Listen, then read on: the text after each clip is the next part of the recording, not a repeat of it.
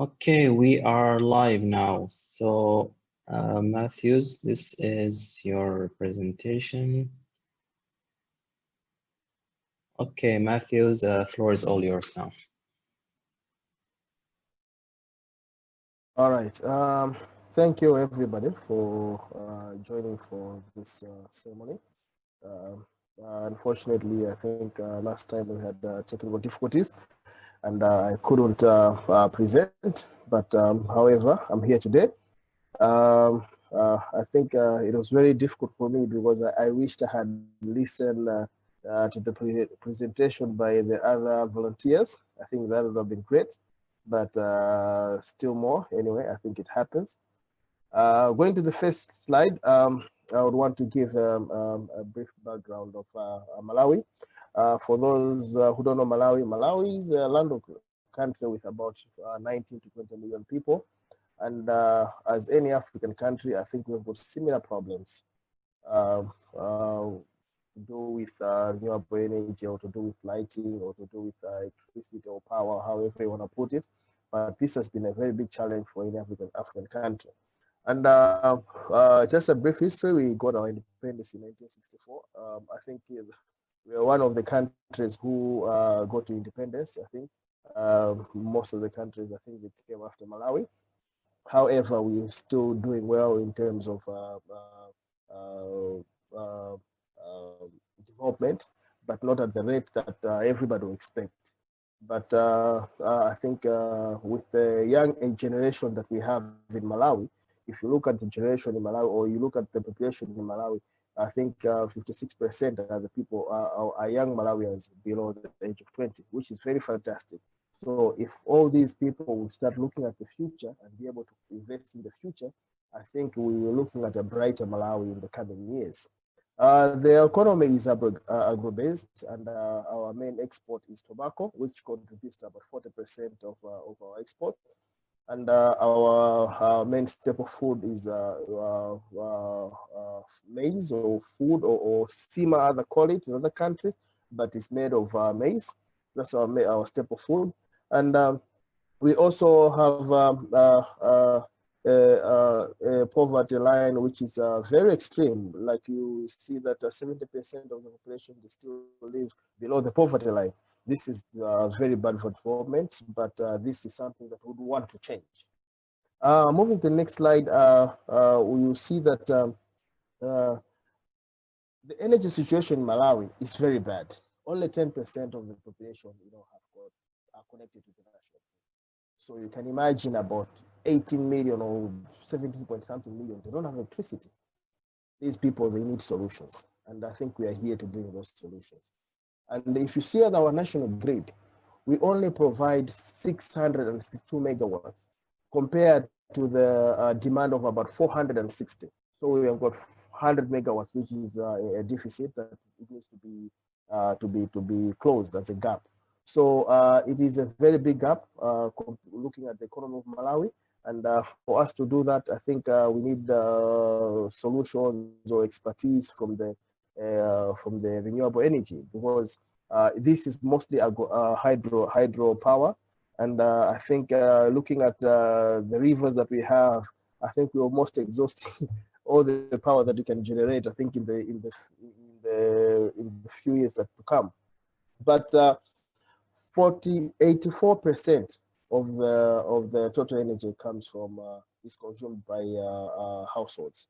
So you would see that because of that, in 2013, the tariffs went high. It's because everybody wants to get connected, and the sole distributor, or the sole seller of the energy, can raise prices without people even protesting, because we don't have any solutions. So it's very difficult for people to say, no, I won't be able to connect to the national grid because of this problem. So only one, and that's the only solution. So it's a big problem that we look forward that other people should come with other solutions as well. As I said, another point is 50% of our people in the urban areas, they use firewood, which is not sustainable. And the rural people is almost 100%. Over 60% charcoal, which is made from firewood, is now being made from protected areas like game reserve and national parks, because the areas or the places where it's not controlled, or where there's no control in terms of vegetation, people have gone there, they've cut all the trees. They're not trees anymore.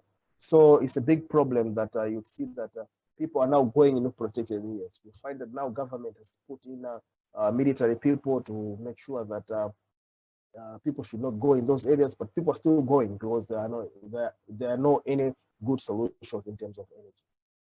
Moving forward, then now you look at if you look at the energy itself, you see that the supply at the moment is very worrisome, because biomass, it contributes to about 88% from the energy, and that we're talking about hydropower. If you look at the area which I'm concentrating, the renewables, it only contributes about 2%. So this is very small, and we have to grow it. If you go to the next slide, you find that there is now government started to find solutions to this problem that Malawi is having. This was done through the Malawi Renewable Energy Strategy, to say how do we move forward? What agendas should we put to say in the next coming years, or by 2030 we have something different from what we have as the slide before that you've seen. So Malawi also did some networking with other SADC countries to say together, how can we collaborate? How can we come together? How can we share notes to say that we move forward in terms of promoting the renewable energy in the SADC countries? So you find that because of that, agreements were made. Malawi started moving forward, and we had whereby we had a situation whereby we started recruiting independent power producers who are finally, most of them have signed memorandum of understanding with the Malawi government, but the progress has been very slow. That takes me to my next slide, where you find that the next slide, where you find that Malawi now has got a plan to say, where do you want to be by 2030? So the plan is by 2030, we should have this kind of scenario where only hydro is contributing about 55%. And then you see from the 2% from the renewable, I think it has grown to 30% as a proposed supply, to say by 2030, we should have 20% from the solar and 10% from wind. Very ambitious proposal, but I think it's doable if people can really put in efforts, and everybody, if government can put in the right policies, and that environment where people can come and invest in this renewable energy. The next slide, you now see that from the policy, or from the setup where government now have got this ambition to say we need to get to these levels of 30% of renewable energy. And we have also these independent power producers that are coming to the market. But there was a problem where our government couldn't manage this, or our ESCOM, our utility company, couldn't manage this on their own. So government decided to split these two, to say, okay, fine. From the energy utility companies, we'll have one is going to have ESCOM, and we're going to have Zako. So ESCOM is just a distributor of power, whereby Zako, it is now the producer of power, whereby it makes deals with all these independent power producers, and then they produce the energy, and then the ESCOM does the distribution, to say, in terms of administration. Then Malawi also has a policy to increase the hydropower, because so far that is the easy fish stream, to say it's easy to get to do because of a lot of rivers, so they thought it's easy. But however, it was also said that we need to really look at renewable energies, to say that's where we have to grow. That's where it gets us back to the proposal that we had, that 30% has to come from renewable energy by 2030. It was also said in the Malawi policy to say that we should also grow the off-grid in the rural areas. All these developments which are happening, they're all mostly happening in the urban areas. And government through the rural Malawi Rural Electrification Fund, they said, okay, fine, we need to go to the rural areas and also provide electricity. By doing this, it meant that now we can't just have a change to say, okay, fine, we'll have all the lines to go to the rural areas.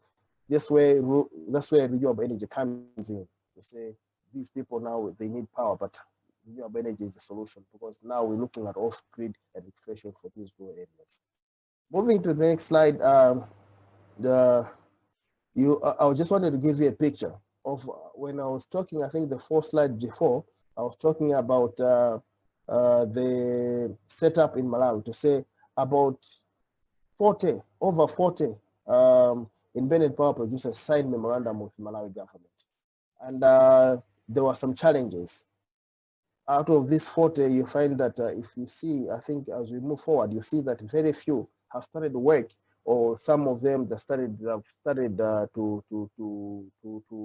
produce the power for the Malawi government for use. So if you see this chart, you find that for example, the number one CTI Africa, it signed an MOU in 2015, but up to now it's under discussion with the ministry. So it's taking too long. I think there are challenges in terms of policy. It's not very clear, but most of them have come out to say, policy-wise, I think the government has to do much. I think the situation is still not conducive, and I think that is taking too long. You'd find that, for example, another one in power energy and Africa Energy Power, it was signed in September 2015, but it's still under negotiation. So there are so many challenges that are delaying these processes for these independent power producers to start constructing the power plants and be able to produce the power for the country. So there are so many challenges that you can see, but it's over 40 independent power producers that have signed contracts with the Malawi government. But nothing, I think so far, I think it's 2 or 3 that are doing the works, and I think 1 or 2 that have now started to produce the power. If you move to the next slide, I would want to give you, take you through an example. This slide, I just put it as, I think, some 3 days ago, I think before the presentation. You'd see that Malawi, we've got 2 islands in Malawi, which are at the side of Mozambique. We've got Likoma and Chizumula, they're islands. So for the past years since our independence, they've never had power. And I think mostly they've been run on generators just for a few hours. So these people have been struggling. But Zako started to supply power from 6th of November, just 2 weeks ago, not even 2 weeks, that's just last week. They started producing power through solar. So if you look at the news in Malawi, people are very excited with the Likoma and Chizumula Island because this is a very good development for them. People are very excited. I was reading in the newspaper that one of the journalists there was saying, now I can send my news every day because I've got power. My phone won't go down for me to connect with the people from the mainland. So it's a very good development for the country. And I think this is the way to go in terms of the development in Malawi. Moving to the next slide. I want to take you through the case. Okay, this is just to give a little bit of background of the plant that I've seen for Likoma. It is a 1.3 megawatt solar plant, and it was financed by Malawi government, which is in Zako there at the tune of 4.2 billion. So it has really changed the lives of people in Likoma and Chizumula Island, and I think from now what the Zako is saying that they will be having power for about 24 hours unless they've got a problem. So I think they've got a setup whereby they'll generate the power, and I think they've got batteries where they'll save and they use at night. And then, yeah, so they should have power for 24 hours. So, which is very good. And I think it has changed the lives of the people at these 2 islands. I think this is a very, very big welcome development for Malawi. Moving forward, there's this case study that I want to take you through, but before that, I want to talk about solar. I think in Malawi at the moment, what we're having mostly is the home solar systems that we have, the pay-as-you-go that people have in the rural areas. I think we also have cooking solutions that were tried. Of course, not at a very big scale. Of course, at the same time, it was never promoted very much because they still had some challenges. So we're still trying so many things: the home solar home systems, the cooking solutions, and we also have the off-grid lighting, and we also have some Minigrids standalone. The next slide, which I wanted to focus more, is this project. It's a case study that I think the Malawi government and the other partners are still looking at now, because it's very key for a lot of people in Malawi to learn about solar. So this project was funded by UNDP and the Malawi government, and it's a 80 kilowatt project power, and it mostly focusing on the domestic and the commercial residents of the Sitolo village. So it was done in such a way that they wanted to go in a very far rural area out of town where there's no power, and it shows some villages there which had to benefit from this project. So for now, it benefits about 250 households, 6 schools, 5 health centers, 2 maize mills, and other business enterprises. So this business would go to barber shops, phone charging businesses, and other small business that they need power. So the plan was also to extend to other villages, but that has not happened yet. We're still focusing on this phase. And if you go to the next slide, yeah. So you can see this is in a village. All these are thatched houses, and if you see on your right, there's that lady who is very happy and enjoying that. Although she's staying in a thatched house, but she has power on her house. I think this is a very good learning experience for Malawi for this project, because we want to see how people will be willing to pay, for this such kind of projects. How people will be able to take care of such kind of projects. So it is a very interesting project, and it gives us a lot of experiences, learning, to see how other projects in future can be managed.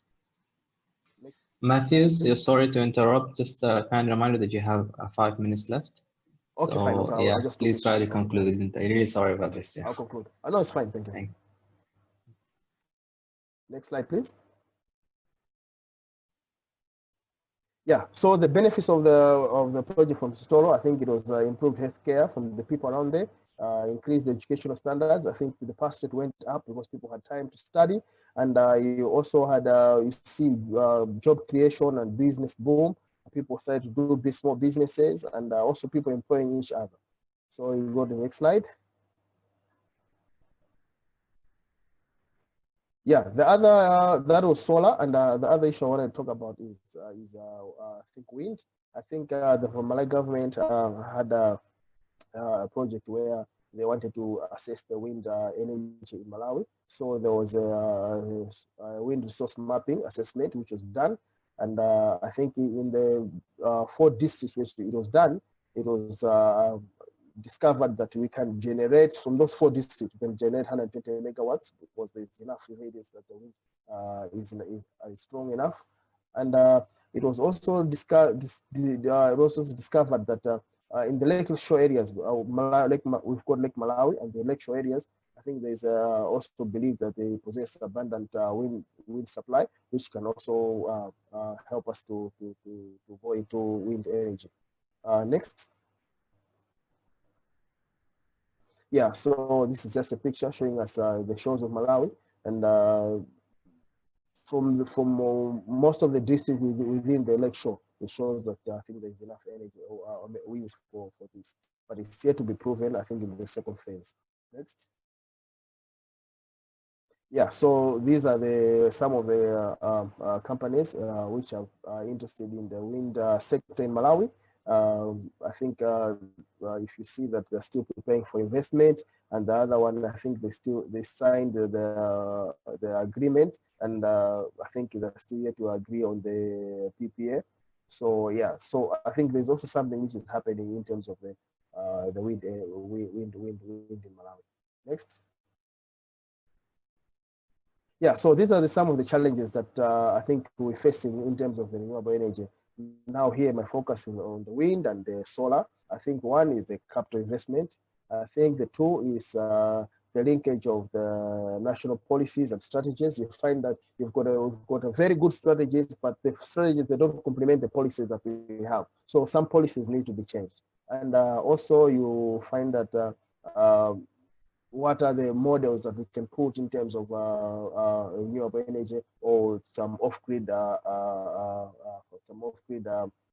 projects. I think these are what we're learning from the Sitolo project. That will be very vital. And the other thing is poor information to the population. I think people don't really understand renewable energy, and that we need to do a lot of that. And lastly, I think utilization of energy. I think people, they sometimes don't understand how this whole technology works, and you find that we either underuse or overuse the energy that we have. Next. Yeah, so other challenges as human resource. We also have low quality of products that are found on the market. Mostly we're talking about home solar solutions. And we of course also challenges in terms of the knowledge that which is available in Malawi. I think we need expertise. We also have expectations. The people that expectations they have in terms of solar, they think it can break. It won't have any challenges. But that's too good to believe. And the other thing is the poor infrastructure that we have in terms of our national grid. Next. Yeah, so conclusion, I think there is need to make a transition away from the current practices into renewable energy. I think Malawi needs to move away from whatever we're doing and focus on renewable energy. I think if we have to have proper electricity in this country. The other thing, I think renewable energy it has been proven through the Sitolo case study that I think renewable energy can meet the needs of people at more better, in terms of cost, and rather than maybe even the national grid. So it really coming to that. It's really coming to that. And the other is to say solar systems offer services comparable with those who are provided by the national power grid. So people in the Sitolo, I think they can really be able to say, yes, we have got better power services than maybe for those in the national grid because of flood and blackouts that we're facing. Next. Yeah, so initial investments, I think the conclusions, I think is to say there's high cost for the initial investments when you're investing into the renewable or the solar, either the solar or the wind energy in Malawi. However, I think it has been discovered that due to other operation or expenditures, you find that in the long run it's still cheaper. And we also find that renewable energy can improve local services such as agriculture, health. I think we need, those are also other essential services that renewable energy is supporting. I think that is very key. And we also need to strengthen our institutional framework to develop our markets and also support for implementation. That's why you find that in those 40 independent power producers, we need to support them with implementation and other frameworks in terms of policy. And also, it has also been strongly suggested that solar and wind can achieve all these simultaneously, all these other top conclusions simultaneously. Yeah. Next. Yeah, so recommendations, I think we need to plan and Mathews, we are Yes. just about time, so Yeah, okay. last minute if possible, yeah, because you're already over Okay, time. fine. Sorry. Yeah. So yeah, recommendations. I think we need to unlock financing. That's number one. Number two, I think we need to strengthen our policies and our institutions. Also, government needs to come up with proper policies for renewable energy. And if you go to the next slide, Muhammad.